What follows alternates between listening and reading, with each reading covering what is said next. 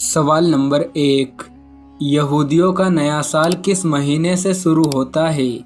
आपके ऑप्शन है ये। ए फरवरी, बी जून, सी अगस्त, डी सितंबर। आपका टाइम शुरू होता है अब।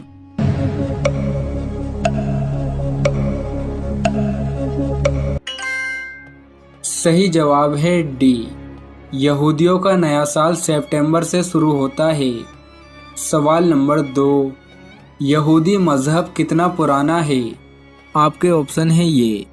ए 3000 साल, बी 4800 साल, सी 5780 साल, डी 6000 साल।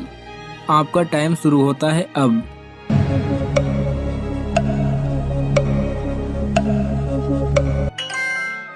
सही जवाब है सी। 2020 में यहूदी मजहब 5780 साल पुराना हो गया था। सवाल नंबर 3। बैतुल मुक़द्दस खानाए काबा के कितने साल बाद तामीर किया गया था? आपके ऑप्शन है ये। ए 20 साल, बी 25 साल, सी 35 साल, डी 40 साल। आपका टाइम शुरू होता है अब।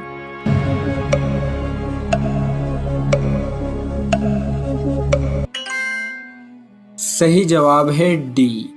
बैतुल मुक़द्दस को खानाए काबा के 40 साल बाद तामीर किया गया था। सवाल नंबर 4। किस कौम ने फिरौन की गुलामी की थी? आपके ऑप्शन है ये। ए कौम बनी कतूरा, बी कौम बनी इसराइल, सी कौम आद, डी कौम समूद। आपका टाइम शुरू होता है अब।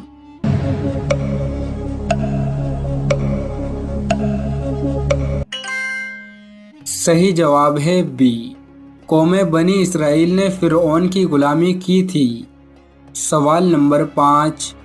इस्लाम में किस गुनहगार के हाथ काटने का हुक्म है? आपके ऑप्शन है ये। ए गिबत करने वाला, बी चोरी करने वाला, सी जिना करने वाला, डी शिर्क करने वाला। आपका टाइम शुरू होता है अब।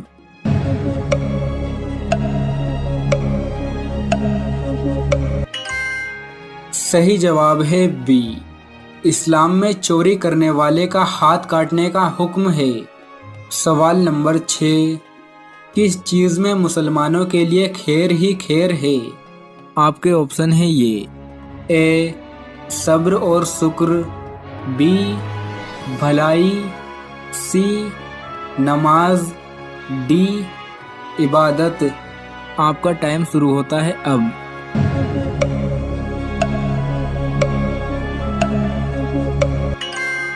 सही जवाब है ए। सब्र और शुक्र में मुसलमानों के लिए खैर ही खैर है। सवाल नंबर 7। वो कौन सा अमल है जिसकी फजीलत के बराबर कोई अमल नहीं? आपके ऑप्शन है ये। ए नमाज, बी रोज़ा, सी हज, डी ज़कात। आपका टाइम शुरू होता है अब।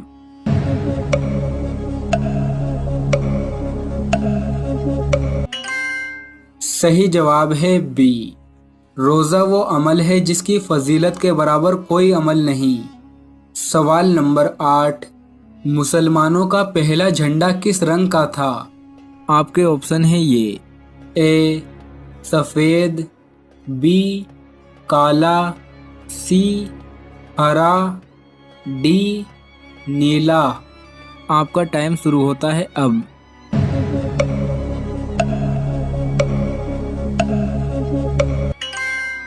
सही जवाब है ए। सवाल नंबर 9। हज के दौरान हजरे अस्वद को छूना क्या कहलाता है? आपके ऑप्शन है ये। ए इबादत, बी अयादत, सी इस्लाम, डी अरकान। आपका टाइम शुरू होता है अब।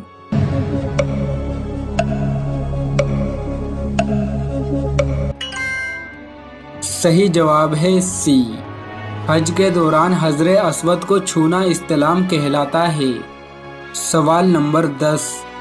ज़मानाए जहालत में खानाए काबा के अंदर कितने बुत रखे हुए थे? आपके ऑप्शन हैं ये। ए 300, बी 360, सी 425, डी 500। आपका टाइम शुरू होता है अब।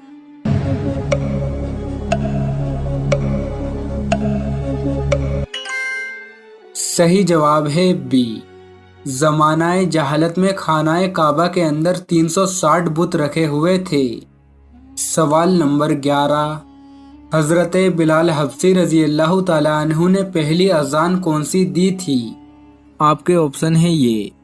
ए फजर, बी जोहर, सी असर, डी मगरिब। आपका टाइम शुरू होता है अब।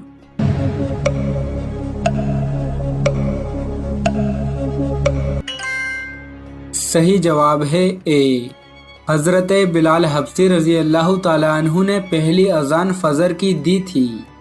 सवाल नंबर 12। एक साथ दो सगी बहनों से शादी करना कैसा है? आपके ऑप्शन हैं ये। ए जायज़ है, बी हराम है, सी मकरूह है, डी मुबाह है। आपका टाइम शुरू होता है अब।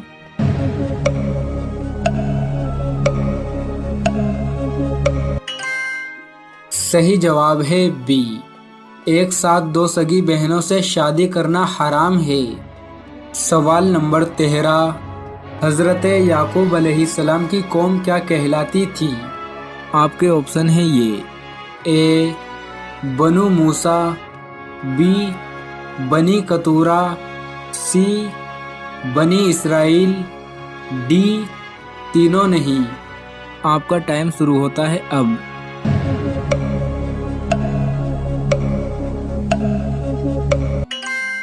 सही जवाब है सी। हज़रत याकूब अलैहिस्सलाम की कौम बनी इसराइल कहलाती थी। सवाल नंबर 14। नमाज में कितने फ़राइज़ हैं? आपके ऑप्शन हैं ये। ए 3, बी 5, सी 6, डी 8। आपका टाइम शुरू होता है अब।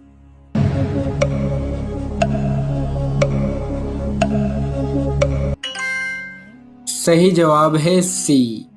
नमाज में 6 फ़राइज़ हैं। सवाल नंबर 15। क्या रूह मरने के बाद मिलने आती है? कुछ लोग कहते हैं कि मरने के बाद रूह आलम बरज़ख में चली जाती है और वापस दुनिया में नहीं आती। बहुत से लोग कहते हैं कि रूह वापस मिलने आती है, जैसे शब बारात में और रजब के पहले जुम्मे को। कुछ लोग ये भी कहते हैं कि रूह 40 दिन तक घर ही में रहती है। इनमें कौन सी बात सही है? इनमें सारी बातें गलत हैं। बस ये सही है कि मरने के बाद रूह आलम बरज़ख में चली जाती है, दुनिया में नहीं आती, क्योंकि दुनिया में आना होता तो जाती क्यों फिर यहाँ से।